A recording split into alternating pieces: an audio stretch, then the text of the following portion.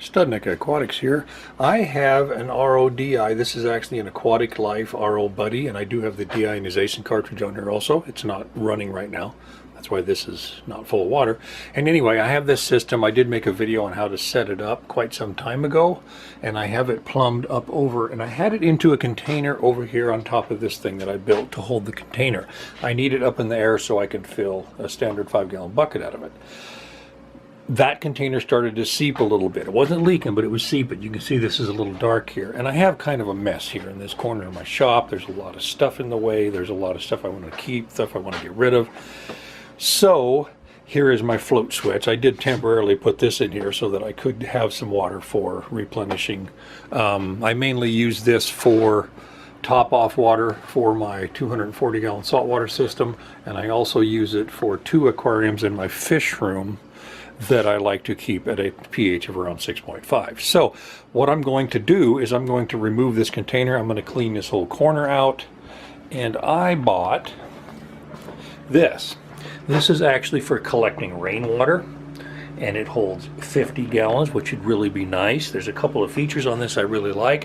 One is that it's already plumbed, has the hole pre-drilled, so that you can hook a garden hose fitting up to it.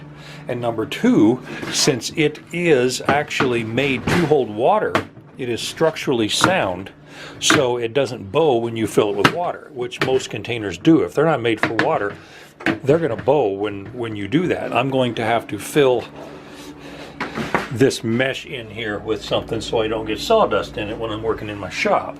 I will rinse it, obviously. There's all my plumbing down there. Cleaned everything out around this thing, swept underneath it, vacuumed underneath it, and I measured this, and this is big enough for the bottom of that to sit on there.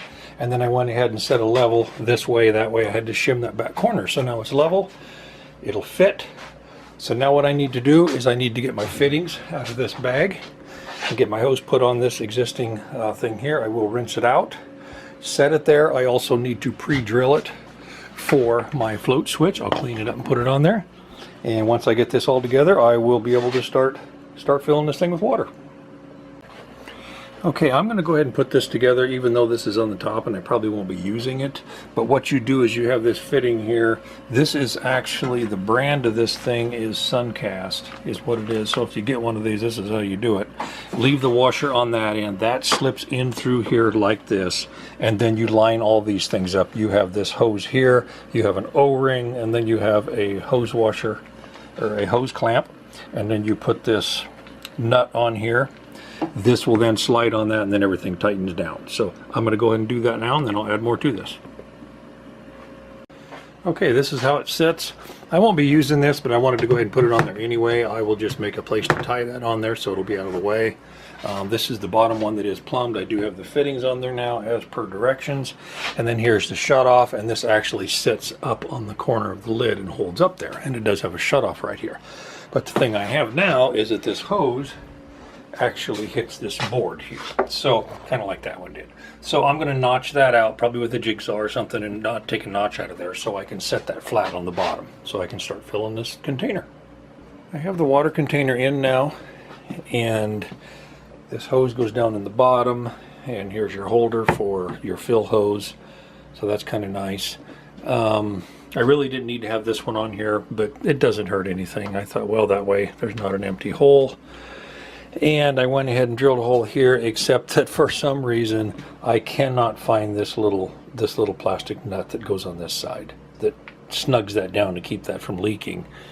So I'm not sure. I went ahead and I filled it with silicone, the hole, and then I went in and put it in with the washer on the inside, pulled it as snug as I could, and I have a really small piece of wire here that's on the threads, and I can actually turn that piece of wire on the threads, and it is tight.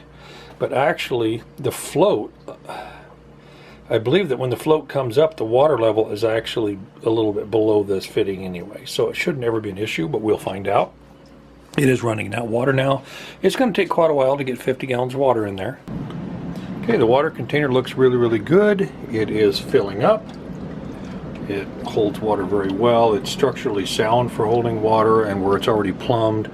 And this is my float switch. And as you can see, we're getting close to the top. So it's worked out very, very well. I'm very happy with it. The only downside to this thing is that I ordered it from my local hardware store, and I think it was $103. So it is a lot of money. I debated on whether or not to get it, but it's going to last for, hopefully it'll last, you know, forever. There's no reason for it to wear out. So, and your hose goes on here. There's a little valve, and I've actually been using it. It's working very, very well. So this is Aquatics, and thanks for watching.